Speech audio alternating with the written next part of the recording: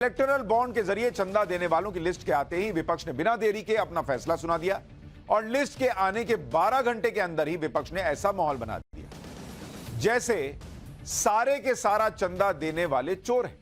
यह माहौल बनाया जा रहा है। चंदे का सारा पैसा चोरी का है, चंदे का सारा पैसा नरेंद्र मोदी को ही गया है ऐसा लग रहा है, और चंदे का पैसा नरेंद्र मोदी ने या तो डरा धमकाकर वसूला है या फायदा पहुंचाकर वसूला है। विपक्ष यही माहौल बनाने में लगा हुआ है, यानी विपक्ष ऑन द स्पॉट फैसला सुना रहा है, जबकि अभी तो यह क्लियर ही नहीं है कि चंदा देने वाले ने किस पार्टी को कितना चंदा दिया, इसकी जानकारी नहीं है। लेकिन भाई लोगों ने माहौल पूरा बना दिया। अभी तो सिर्फ यह पता चला कि फलां कंपनी ने इतना चंदा दिया, किस पार्टी को दिया यह अभी पता ही नहीं है। लेकिन चुनाव सिर पर है, इसलिए विपक्ष इंतजार नहीं करना चाहता। वो खर्चा पानी लेकर बीजेपी पे चढ़ गया कि बीजेपी के चंदे के धंधे का खेल खुल गया है, क्योंकि अभी यह पता ही नहीं कि किस पार्टी को कितना चंदा गया है, और चंदा गया भी है तो उसके बदले में कोई गड़बड़ी की गई है या नहीं, यह भी अभी एक नेक्स्ट स्टेप है जिसके बारे में कुछ नहीं पता। इसलिए हम भी इस पर अभी कोई फाइनल राय आपके सामने नहीं रखे। आज पाठशाला में हमने सिर्फ विपक्ष के आरोपों को खंगाला। विपक्ष जो आरोप लगा रहा है उसमें अभी तक कितना दम है, अभी तक कितना दम है, आज पाठशाला में हम फैक्ट्स के जरिए इसका टेस्ट करके आपको फैक्ट्स बताएंगे। पाठशाला में सबसे पहले हमने उन टॉप डोनर की लिस्ट निकाली जिन्होंने राजनीतिक दलों को सबसे ज्यादा चंदा दिया।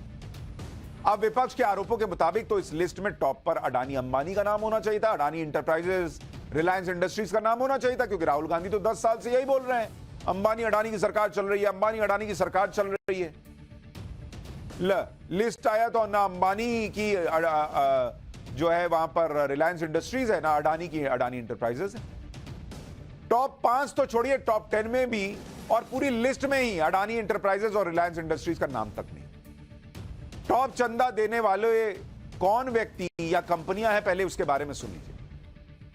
जिन्होंने सबसे ज्यादा चंदा दिया उसमें future gaming and hotel services है, जिसने 1368 करोड़ रुपए का चंदा दिया। यह कौन है, इसका किससे क्या कनेक्शन है, आगे बताऊंगा। इसके बाद नाम है मेगा इंजीनियरिंग एंड इंफ्रास्ट्रक्चर का, जिसने 966 करोड़ रुपए का चंदा दिया। तीसरा नाम है quick supply chain private limited, इसने 410 करोड़ रुपए का बॉन्ड खरीदा। वेदांता लिमिटेड ने 400 करोड़ रुपए का चंदा दिया। हल्दिया एनर्जी लिमिटेड 370 करोड़ रुपए के बॉन्ड खरीदते हुए इस लिस्ट में दिखी है। ये टॉप 5 लोग हैं जिन्होंने बॉन्ड खरीदा। इसमें ना अडानी की कंपनी अडानी इंटरप्राइजेस है, ना रिलायंस इंडस्ट्रीज है।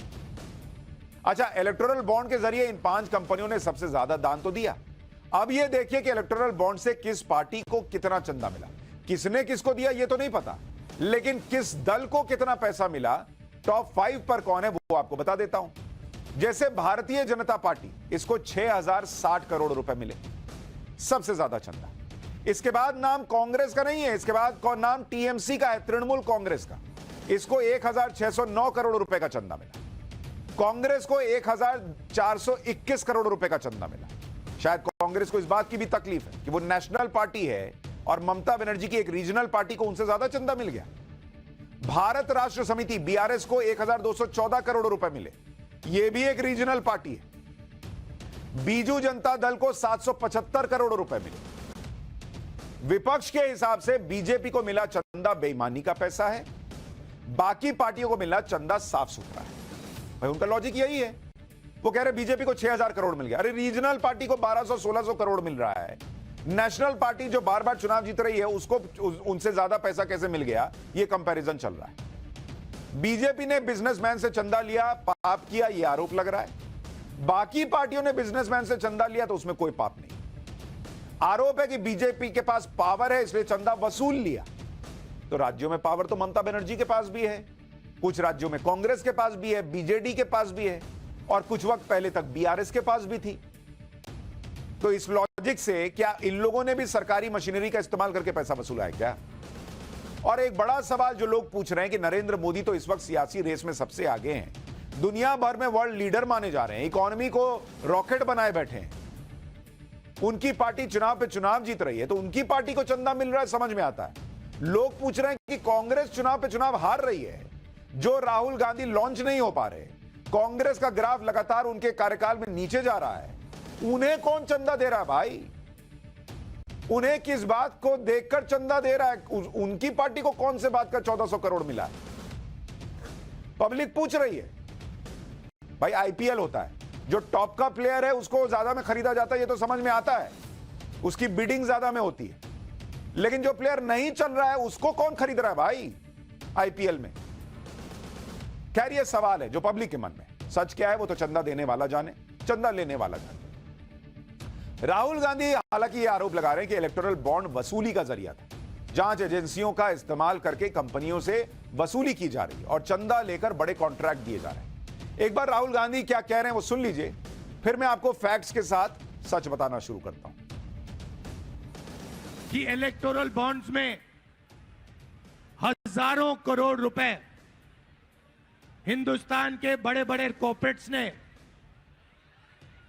बीजेपी को, नरेंद्र मोदी जी को दिए। हजारों करोड़ रुपए। जो भी कॉन्ट्रैक्ट हिंदुस्तान की सरकार देती है, जिस भी कंपनी को देती है, उसका इलेक्टोरल बॉन्ड्स के माध्यम से रिश्वत वो कंपनी बीजेपी को देती है।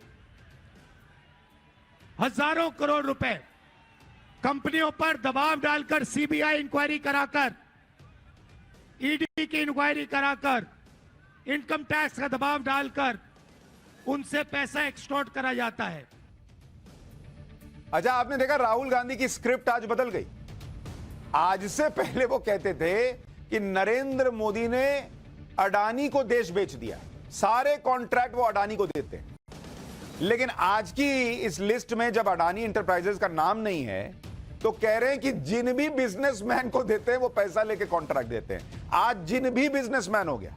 आज के पहले कहते थे सारा अंबानी अडानी को ही दिया है, किसी को कुछ मिल ही नहीं रहा है। देखिए पॉलिटिक्स में कैसे टोन और स्क्रिप्ट बदलती है, इसी से आपको समझ में आ जाएगा कि सच क्या है। खैर हम फैक्ट पर बात करते हैं। इन आरोपों के बीच हमने इलेक्टोरल बॉन्ड की पूरी लिस्ट देखी और जिस कंपनी ने सबसे ज्यादा चंदा दिया उसकी कुंडली निकाली। सबसे ज्यादा चंदा देने वाली कंपनी है future gaming and hotel services private limited. यह company business tycoon Santiago Martin की है, जिनकी फोटो आप देख रहे हैं। इन्हें लॉटरी किंग के नाम से जाना जाता है। सेंटियागो मार्टिन की कहानी बहुत दिलचस्प है, क्योंकि यह व्यक्ति जो देश में चुनावी बॉन्ड के जरिए करोड़ों का चंदा देने वालों की लिस्ट में टॉपर है, वो कभी म्यांमार में मजदूर हुआ करता था। 1988 में म्यांमार से भारत आया और इसने तमिलनाडु में लॉटरी का बिजनेस शुरू किया। इसने फ्यूचर गेमिंग कंपनी की शुरुआत साल 1991 में की। सेंटियागो मार्टिन की वेबसाइट के मुताबिक 13 साल की उम्र में उन्होंने ट्रेडिंग शुरू की। पूरे देश में लॉटरी ट्रेडिंग का एक नेटवर्क फैलाया। सेंटियागो मार्टिन का बिजनेस मुख्य तौर पर दक्षिण में फैला है। यानी यह मजदूर आदमी लॉटरी किंग बन गया उस जमाने में जब नरेंद्र मोदी पॉलिटिक्स में थे भी नहीं उस तरह से एक्टिव, ना ही वो देश के प्रधानमंत्री बने। मार्टिन का बिजनेस लॉटरी तक सीमित ही नहीं रहा। इनका कारोबार real estate, construction, TV channel, कपड़ा, हेल्थ केयर, शिक्षा, सॉफ्टवेयर, कई क्षेत्रों में फैला। इतने सालों में इसने किसको चंदा दिया, इसका हिसाब कब आएगा? खैर यह बात साफ है कि जो व्यक्ति राजनीतिक दलों को सबसे ज्यादा चंदा दे रहा है उसके कई पॉलिटिकल कनेक्शन भी होंगे। जब हमने सेंटियागो मार्टिन के पॉलिटिकल कनेक्शन खंगाले और हमें जो मिला उसके मुताबिक सेंटियागो मार्टिन ने 2007 में सीपीआई-एम के मुखपत्र देशभिमानी को 2 करोड़ रुपए का चंदा दिया। 2010 में कांग्रेस नेता अभिषेक मनु सिंघवी सेंटियागो मार्टिन का केस लड़ चुके हैं। हालांकि बाद में विवाद होने के बाद सिंघवी ने अपना नाम वापस ले लिया। 2011 में डीएमके नेता करुणानिधि की लिखी कहानी पर एक फिल्म बनी। सेंटियागो मार्टिन नाम के इस लॉटरी किंग ने उसमें 50 करोड़ रुपए लगाए थे। सेंटियागो मार्टिन के दामाद अर्जुन को डीएमके ने अपनी चुनावी रणनीति अभियान का हिस्सा बनाया था। इसमें तो कहीं मोदी का नाम नहीं दिख रहा अभी तक। खैर आगे बढ़ते हैं। जिनका नाम दिख रहा है उन्होंने भी कुछ गलत किया, यह अभी तक साबित नहीं है, फिर भी हम आगे बढ़ते हैं। लॉटरी किंग सेंटियागो मार्टिन की जिंदगी का एक चैप्टर यह भी है कि इन पर 900 करोड़ के लॉटरी घोटाले का भी आरोप है कि लॉटरी की बिक्री के जरिए इसने सिक्किम सरकार को 900 करोड़ रुपए का चूना लगा दिया। इसी मामले में इनके पीछे सीबीआई से लेकर ईडी तक पड़ गई। ईडी के मुताबिक यह घोटाला 1 अप्रैल 2009 से 31 अगस्त 2010 के बीच हुआ। उस वक्त देश में नरेंद्र मोदी की सरकार नहीं थी। इसके बाद से इन पर लगातार जांच होती रही, अलग अलग एजेंसियां एक्शन लेती रहीं। अब देखिए, जब से मोदी सरकार आई तब से सैंटियागो मार्टिन, जिसने इलेक्टोरल बॉन्ड में सबसे ज्यादा चंदा दिया, उस पर कैसे केंद्रीय जांच एजेंसियों ने लगातार अलग अलग मामलों में एक्शन लिया। साल 2015 इनकम टैक्स का एक्शन होता है, 3 राज्यों में रेड पड़ती है, मामला टैक्स चोरी और वित्तीय गड़बड़ी का। फिर साल 2015 सीएजी की जांच का मामला, चुनाव में मार्टिन की तरफ से फंडिंग की जांच की गई। फिर साल 2016 गृह मंत्रालय का लेटर राज्यों को लॉटरी के संबंध में जांच के लिए कहा। साल 2016 में ही मनी लॉन्ड्रिंग के केस में ईडी की रेड पड़ी इसके यहां। फिर साल 2018 में सीबीआई की रेड का मामला अवैध लॉटरी और वित्तीय घोटाले से जुड़ा हुआ। साल 2019 आईटी का एक्शन होता है, इनकम टैक्स का, 70 ठिकानों पर रेड पड़ती है, मामला टैक्स चोरी का होता है। साल 2019 ईडी का एक्शन होता है, 119 करोड़ की संपत्ति जब्त का मामला मनी लॉन्ड्रिंग से जुड़ा हुआ। साल 2021 ईडी का एक्शन होता है, 19 करोड़ की संपत्ति जब्त की जाती है, मामला मनी लॉन्ड्रिंग से जुड़ा हुआ होता है। अप्रैल 2022 ईडी का एक्शन होता है, 409 करोड़ की संपत्ति जब्त का मामला, लॉटरी स्कैम में मनी लॉन्ड्रिंग का केस। मई 2023 ईडी फिर एक्शन लेती है, 457 करोड़ की संपत्ति जब्त का मामला मनी लॉन्ड्रिंग से जुड़ा हुआ। और अभी 9 मार्च 2024 ईडी की रेड का मामला अवैध खनन से जुड़ा हुआ। अब सवाल यह है कि 2019 से इलेक्टोरल बॉन्ड के मामले सामने आने के बाद, इलेक्टोरल बॉन्ड की खरीद फरोख्त शुरू होने के बाद से लेकर 2024 तक इस आदमी को ईडी, इनकम टैक्स सब रगड़े बैठे हैं, छापे पे छापे पड़ रहे हैं। तो क्या ये बीजेपी को पैसा दिए जा रहा है और अपने ऊपर छापे पड़वा रहा है? अब आपको बताता हूं, यह देखिए कि मोदी सरकार में पिछले 9 साल से अलग अलग जांच एजेंसियां 11 बड़े एक्शन सैंटियागो मार्टिन और उससे जुड़ी कंपनियों पर कर चुकी, और यह एक्शन लगातार जारी है। अब यह देखिए कि सैंटियागो मार्टिन ने पहला चुनावी बॉन्ड कब खरीदा, इसके बारे में आपको बताता हूं।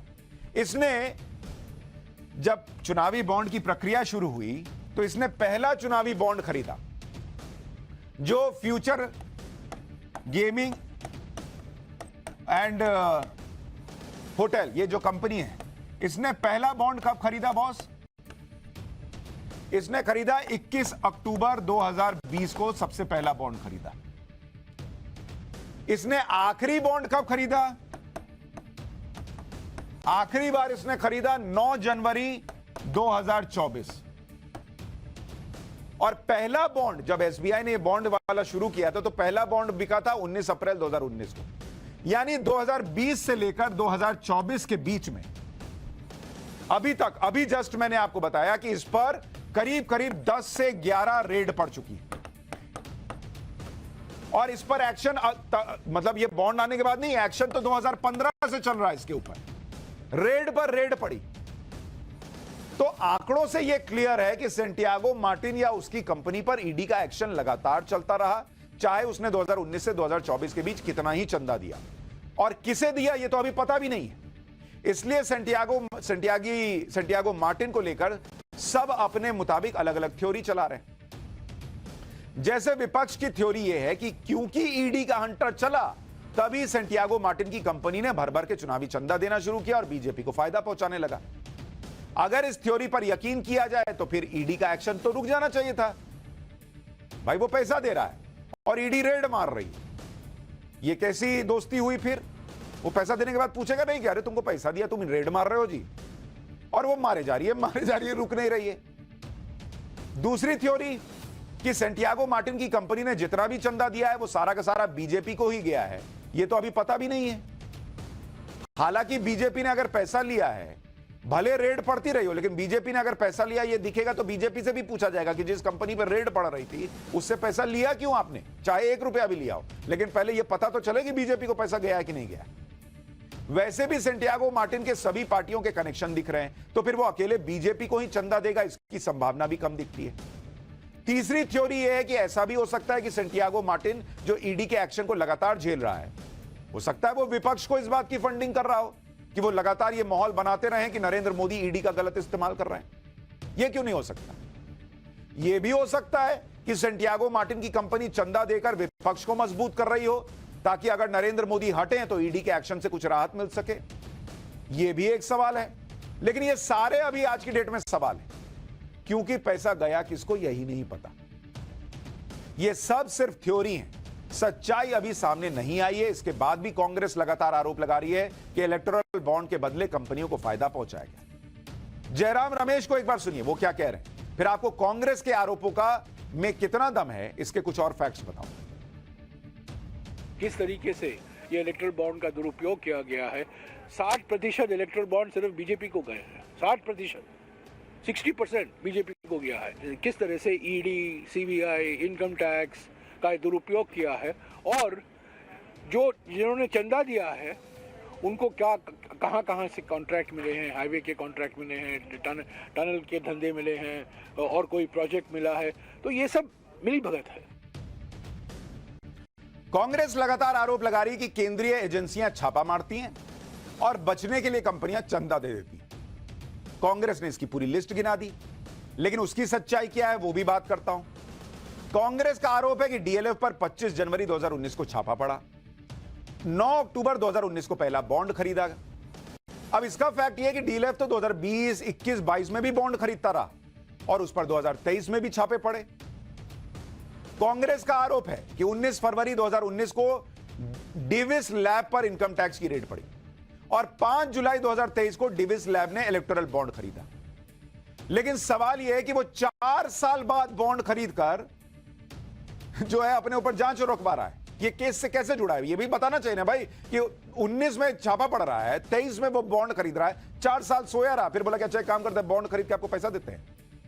कांग्रेस का आरोप है कि नवयुग इंजीनियरिंग ने 90 करोड़ के इलेक्टोरल बॉन्ड खरीदे। 18 अप्रैल 2019 और 10 अक्टूबर 2022 के बीच ये बॉन्ड खरीदे गए। यही कंपनी उत्तराखंड में सुरंग बना रही थी। 17 दिन तक 41 मजदूर इसमें फंसे रहे, मामले की जांच तक नहीं की गई। जबकि इसका फैक्ट यह है कि टनल हादसे की जांच एक्सपर्ट कमेटी कर रही है। Additional DG BRO RK Dhiman इसके अध्यक्ष हैं। इस कमेटी के आईआईटी दिल्ली के प्रोफेसर केएस राव सदस्य हैं। डीटीयू और रेलवे के अधिकारी जांच कमेटी के सदस्य हैं। 2019-20 में सीपीएम को भी इस नवयुग से 50 लाख रुपए का चंदा मिल चुका है बॉस। और कई लोग तो यह भी भ्रम फैला रहे हैं कि यह नवयुग अडानी की कंपनी है, जबकि उस हादसे के बाद ही अडानी ग्रुप जो है वो साफ कर चुका है कि हमारा नवयुग से कोई लेना देना नहीं है। कांग्रेस का आरोप है कि टोरेंट पावर ने जनवरी 2024 में 86 करोड़ का चंदा दिया। मार्च 2024 को महाराष्ट्र में 47,000 करोड़ का प्रोजेक्ट मिला। इसका एक फैक्ट यह भी है कि 2003 से 2011 तक कांग्रेस को 14 करोड़ इसी टोरेंट ने पैसा दिया था, चंदा दिया था। कांग्रेस का आरोप है कि 18 अगस्त 2022 को सीरम इंस्टीट्यूट ने एक दिन में 52 करोड़ का चंदा दिया। कोविड वैक्सीन पर सीरम इंस्टीट्यूट का एकाधिकार हो गया, जबकि फैक्ट यह है कि अप्रैल 2020 से ही सीरम इंस्टीट्यूट कोविड वैक्सीन पर काम कर रहा था। तब तो चंदा दिया नहीं था, तो उसको कोविड वैक्सीन बनाने कैसे मिल गया? कोविड वैक्सीन सफल रही तब उसके शेयर बढ़े। यानी अभी तक जो आरोप लग रहे हैं उसमें सच्चाई और आरोपों के जो फैक्ट्स हैं वो मैच नहीं हो रहे। आगे हो जाएंगे तो बता दूंगा, लेकिन अभी तो नहीं दिख रहे भाई। वित्त मंत्री निर्मला सीतारमण ने इलेक्टोरल बॉन्ड और ईडी सीबीआई के छापों में एक्शन खोजने वालों को जवाब भी दिया। एक इंटरव्यू में निर्मला सीतारमण ने कहा कि यह सिर्फ कल्पना लगती है कि ईडी की रेड के बाद कंपनियों ने पैसे दिए। अगर कंपनियों ने पैसे दिए और उसके बाद भी सरकार ईडी के जरिए उन तक पहुंची तो उसका क्या? यह महज अटकलबाजियां हैं कि ईडी ने कंपनियों का दरवाजा खटखटाया और फिर इन कंपनियों ने खुद को बचाने के लिए फंड दे दिया। एक सवाल इस बात का भी है कि अगर यह आरोप सही भी है कि ईडी जो है वो चंदा वसूली कर रही है, इस देश में एक आदमी नहीं है जो आकर सामने यह कहे कि मुझसे ईडी ने पैसे मांगे। किसी ने केस तक नहीं किया, किसी ने कोई सबूत नहीं दिया कि ईडी हमसे वसूली कर रही है। इतने बिजनेसमैन का नाम ये लोग दे रहे हैं कि कर दिया, कोई नहीं आया बोलने। इलेक्टोरल बॉन्ड के टॉप डोनर में दूसरा नाम मेगा इंजीनियरिंग एंड इंफ्रास्ट्रक्चर का। इसे लेकर भी विपक्ष ने सवाल उठाए। यह कंपनी टनल और ब्रिज के बड़े प्रोजेक्ट्स करती है। मेगा इंजीनियरिंग ने कुल 966 करोड़ रुपए का चंदा बॉन्ड के जरिए दिया। कांग्रेस नेता जयराम रमेश ने आरोप लगाया कि मेगा इंजीनियरिंग एंड इंफ्रा ने चुनावी बॉन्ड के जरिए 800 करोड़ से ज्यादा दिए। अप्रैल 2023 में कंपनी ने 140 करोड़ रुपए डोनेट किया। इसके एक महीने बाद कहा जा रहा है कि कंपनी को 14,400 करोड़ रुपए का ठाणे बोरीवली ट्विन टनल का प्रोजेक्ट मिल गया। जयराम रमेश ने आरोप लगा दिया कि मेगा इंजीनियरिंग एंड इंफ्रा को अगस्त 2020 में 4,500 करोड़ रुपए की जोजिला सुरंग परियोजना मिली और अक्टूबर 2020 में चुनावी बॉन्ड में 20 करोड़ रुपए का दान दे दिया। यह भी आरोप लगाया कि मेगा को दिसंबर 2022 में बीकेसी बुलेट ट्रेन स्टेशन का कॉन्ट्रैक्ट मिला और उसने उसी महीने 56 करोड़ रुपए का दान दिया। शिवसेना नेता संजय राउत ने भी मेगा इंजीनियरिंग पर सवाल उठाया। एक बार संजय राउत को सुनिए, फिर आपको बताता हूं कि मेगा इंजीनियरिंग का कांग्रेस से क्या कनेक्शन निकला और इन आरोपों में कितना दम है। मेगा इंजीनियरिंग, अब देखिए मेगा इंजीनियरिंग को कितना कॉन्ट्रैक्ट मिला है। बीकेसी में बुलेट ट्रेन का कॉन्ट्रैक्ट हो या और कोई कॉन्ट्रैक्ट, हजारों करोड़ के कॉन्ट्रैक्ट देकर उनसे सैकड़ों करोड़ का इलेक्ट्रल बॉन्ड्स खरीदा गया है, लिया गया है। अब पहले तो यही साबित होना बचा हुआ है कि मेगा इंजीनियरिंग ने बीजेपी को पैसा दिया तो दिया कितना। खैर, मान लिया कि सारा पैसा बीजेपी को ही दिया, फिर भी कुछ सवाल है। मेगा इंजीनियरिंग एंड इंफ्रास्ट्रक्चर को मिले 14,400 करोड़ के कॉन्ट्रैक्ट को लेकर सवाल उठ रहे हैं। आरोप है कि इस मेगा इंजीनियरिंग ने 2023 में कंपनी को, जिसका नाम है मेगा इंजीनियरिंग,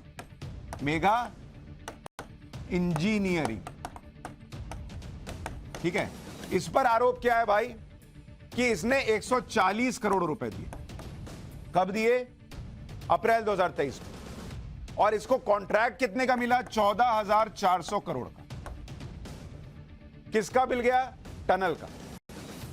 अब कुल चंदा कितना है? 140 करोड़ रुपए। प्रोजेक्ट कितने का मिला है? 14,400 करोड़ रुपए।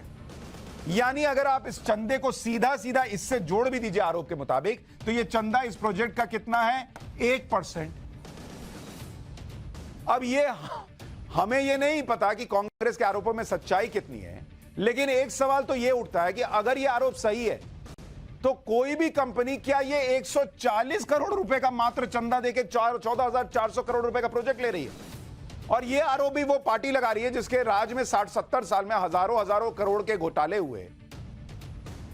उसको तो पता होना चाहिए कि कितने कितने घोटाले में कितना कितना जो है वो पैसा लिया जाता है। 1% 140 करोड़ देके 14,400 करोड़ का प्रोजेक्ट। उसमें भी एक बड़ा सवाल है कि ये प्रोजेक्ट भी ई टेंडरिंग के तहत मिला है। वहां कैसे घोटाला हुआ भाई, ये भी तो बताना पड़ेगा। इसी तरह कांग्रेस ने मेगा इंजीनियरिंग को जोजिला सुरंग परियोजना देने पर भी सवाल उठाए। तो जोजिला योजना जो है, इसका खर्चा कितना है भाई? इसका खर्चा है 4,500 करोड़, ठीक है। और कह रहे हैं कि चंदा इसके बाद कितना दिया? 20 करोड़, मात्र 20 करोड़। यानी अगर आप इस चंदे को जोड़ें तो यह प्रोजेक्ट का 0.4% है। 20 करोड़ रुपया देके 4,500 करोड़ का प्रोजेक्ट ले रही है। हो सकता लेती हो कांग्रेस के हिसाब से, हमको तो नहीं समझ में आ रहा भाई, और इसके कोई सबूत भी सामने नहीं दिख रहे। जिस Hyderabad based mega engineering and infrastructure company पर सवाल उठ रहे हैं, वो कोई छोटी मोटी कंपनी नहीं है। इस कंपनी के कई राज्यों में प्रोजेक्ट चल रहे हैं। साल 1989 में कंपनी की शुरुआत हुई, तब इसका नाम मेगा इंजीनियरिंग इंटरप्राइजेस था। शुरुआत में यह कंपनी म्युनिसिपैलिटीज के लिए पाइप बनाती थी। फिर साल 2006 में इसने अपना नाम बदला और मेगा इंजीनियरिंग एंड इंफ्रास्ट्रक्चर बन गई। इसके बाद से कंपनी इंफ्रास्ट्रक्चर से जुड़े बड़े बड़े काम, जैसे बांध बनाना, पावर प्लांट, टनल, रोड से जुड़े प्रोजेक्ट करने लगी। तेलंगाना में जब बीआरएस की सरकार थी, तब इस कंपनी को सिंचाई प्रोजेक्ट के लिए 1.5 लाख करोड़ का ठेका मिला। 1.5 लाख करोड़। कोई ये तो नहीं पूछ रहा कि बीआरएस को चंदा गया कि नहीं गया। और बीआरएस उन टॉप 5 पॉलिटिकल पार्टी में है जिन्हें बॉन्ड से सबसे ज्यादा चंदा भी मिला है। लेकिन चूंकि घेरना मोदी को है, तो मेगा इंजीनियरिंग को कोई बीआरएस से नहीं जोड़ रहा। कंपनी के मुताबिक यूपी से लेकर दर्जनों राज्यों में उसके अलग अलग प्रोजेक्ट चल रहे हैं। इसमें बीजेपी के राज्य भी हैं और कांग्रेस शासित और विपक्ष शासित दूसरे राज्य भी हैं। तो क्या यह कह देना चाहिए कि हर राज्य में इस कंपनी ने चंदा देकर प्रोजेक्ट लिया है? कहना तो कहिए। फैक्ट जो है हमने आपको बता दिया। मेगा इंजीनियरिंग एंड इंफ्रा और जोजिला टनल को लेकर जो आरोप लगे, उस पर केंद्रीय मंत्री नितिन गडकरी ने जवाब दे दिया, क्योंकि वो इस प्रोजेक्ट से सीधे जुड़े हुए। टाइम्स नाउ नवभारत के पब्लिक मंच पर उन्होंने ये कहा कि भाई इसको जो प्रोजेक्ट मिला उसके बारे में उन्होंने बताया, वो सुन लीजिए, फिर आपको बताता हूं कि क्या पाकिस्तान की कंपनी से भी राजनीतिक दलों को चंदा मिला। पहली बात आप समझिए कि आप जो कह रहे हैं वो सच है। पर आपको समझना होगा कि ये कारगिल के नीचे जो झोजिला टनल है उसका 4 बार टेंडर हुआ और कैबिनेट में इसका अप्रूवल 12,000 करोड़ को मिला था।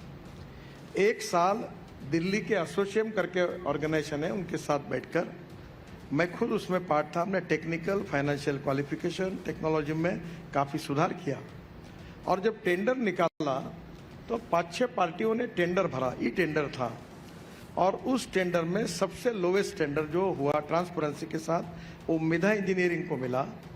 और मुझे इस बात की खुशी है कि अब 70% काम पूरा हुआ है और जो काम 12,000 करोड़ का था वो 6,000 करोड़ रुपए में करके हमने देश के 6,000 करोड़ बचाए। इसी मेगा इंजीनियरिंग की बात करते हुए आपको कुछ और फैक्ट्स बता दूं। मेगा इंजीनियरिंग ने सीपीआई को साल 2021-22 में 25 लाख रुपए का चेक भी दिया। इसी तरीके से अगर आप कांग्रेस का मामला देखें तो 2008-9 में अडानी इंटरप्राइजेस ने 1.5 करोड़ और अडानी के मुद्रा पोर्ट कंपनी ने 1 करोड़ रुपए का चंदा कांग्रेस को दिया। ये तो वो आंकड़े हैं जो इलेक्टोरल बॉन्ड से जुड़े हुए भी नहीं है और पब्लिक डोमेन में है। तो क्या इससे ये कह दिया जाए कि सीपीआई और कांग्रेस को जो चंदा मिला वो किसी फायदे के बदले मिला था?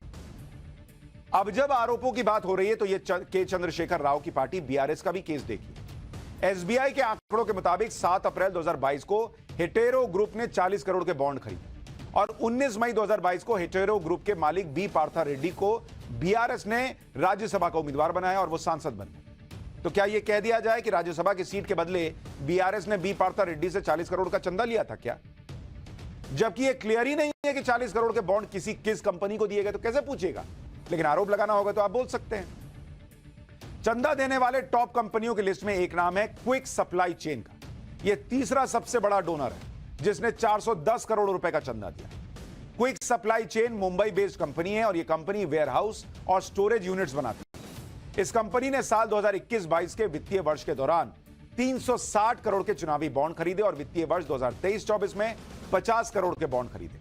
अब नरेंद्र मोदी के खिलाफ एजेंडा चलाने वालों को इस लिस्ट में अंबानी अडानी का नाम तो मिला नहीं, लेकिन आरोप यह जरूर लगा दिया गया कि क्विक सप्लाई चेन रिलायंस से जुड़ी कंपनी है और उसने ही बीजेपी को फायदा पहुंचाया। अब तक तो यह पता नहीं चल पाया है कि क्विक कंपनी ने किस पार्टी को कितना चंदा दिया, लेकिन जहां तक इस कंपनी के रिलायंस से कनेक्शन की बात है तो उसका फैक्ट भी आपको बताता हूं।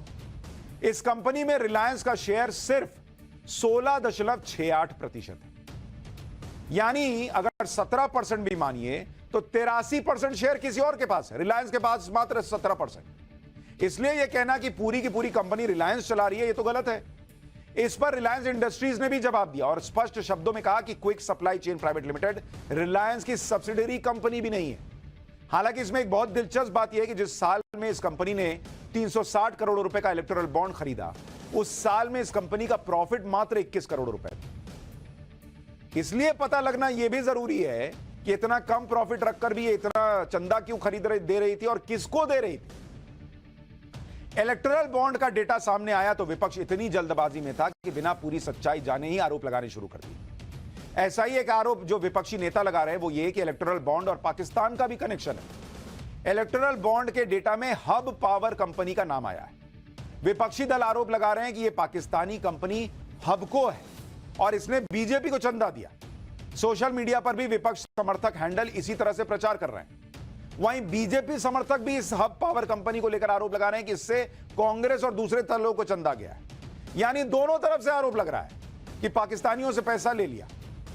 एक बार विपक्षी नेता क्या कह रहे हैं सुनिए, फिर आपको इस हब पावर कंपनी की सच्चाई भी बताता हूं।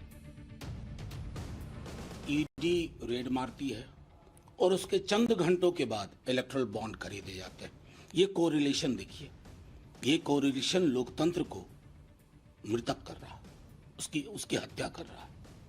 एक पाकिस्तान की कंपनी है, पुलवामा के ठीक बाद बॉन्ड खरीदे जाते हैं, तो जाहिर तौर पर यह तो स्पष्ट हो गया कि इन्होंने भ्रष्टाचार की इंतहा कर दी।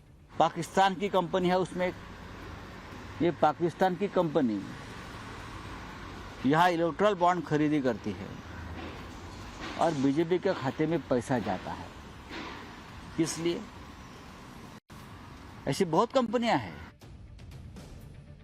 इन नेताओं की बात की गंभीरता सोचिए कितनी कम है कि पैसा किसको गया ये पता भी नहीं है, सीधा कह रहे हैं कि बीजेपी को गया और कह रहे हैं पाकिस्तान की कंपनी ने पैसा दिया। आप सच सुनेंगे तो समझ जाएंगे कि इन नेताओं की पॉलिटिक्स कितनी सीरियस है। हब पावर कंपनी की सच्चाई सुनिए। जो लोग इस कंपनी को पाकिस्तानी बता रहे हैं वो पाकिस्तानी कंपनी है भी नहीं, वो कंपनी भारत की है। हब पावर कंपनी दिल्ली में रजिस्टर्ड है और यह पाकिस्तान की पावर कंपनी नहीं है। हब पावर कंपनी की डिटेल जीएसटी पोर्टल पर मौजूद है। नवंबर 2018 में हब पावर कंपनी रजिस्टर्ड हुई। आप सोचिए लोग नरेंद्र मोदी को टारगेट करने के लिए कितने उतावले हैं कि न फैक्ट चेक कर रहे हैं न सच बोल रहे हैं, जो मन में आया बोल देना। और इसलिए मैंने कहा था कि जब ये 2 डेटा सेट आएंगे यही होगा। यानी इलेक्टोरल बॉन्ड के जरिए पाकिस्तानी कंपनी से चंदा लेने का आरोप सही नहीं है। इसलिए हम आपसे बार बार कह रहे हैं कि इलेक्टोरल बॉन्ड को लेकर किए जा रहे हर दावे पर आंख बंद करके यकीन मत कीजिए। जो कांग्रेस आज चुनावी चंदे को लेकर इतनी राजनीति कर रही है, मैं उसका इतिहास भी आपको याद दिलाता हूं। साल 2013 में जब केंद्र में यूपीए की सरकार होती थी, तब चुनाव आयोग ने पार्टियों को मिलने वाले चंदे में पारदर्शिता लाने के लिए सुझाव दिए थे। चुनाव आयोग ने सुझाव दिया था कि हर राजनीतिक दल चंदा लेने के बाद रसीद दे।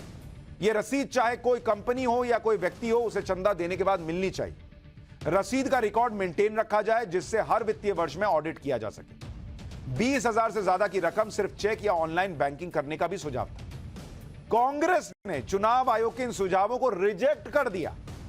कांग्रेस ने तब कहा था कि जिस सिस्टम से चंदा लिया जा रहा है वही ठीक है। और उस वक्त का चंदा सिस्टम क्या था? खुला खेल फर्रुखाबादी टाइप चल रहा था। आज कम से कम यह स्थिति हो गई, अरुण जेटली लाए थे यह कानून, और उसके बाद यह स्थिति तो हो गई कि आज कम से कम डेटा मांग रहे हैं तो डेटा मिल रहा है। पहले वाला तो क्या ही हिसाब चल रहा था भगवान जाने। यानी कांग्रेस राजनीतिक दलों को मिलने वाले चंदे में पारदर्शिता नहीं चाहती थी उस वक्त। जिस तरह से चंदा मिल रहा है, कांग्रेस उसी सिस्टम के पक्ष में थी। और आज बिना कनेक्शन मिले सारा कनेक्शन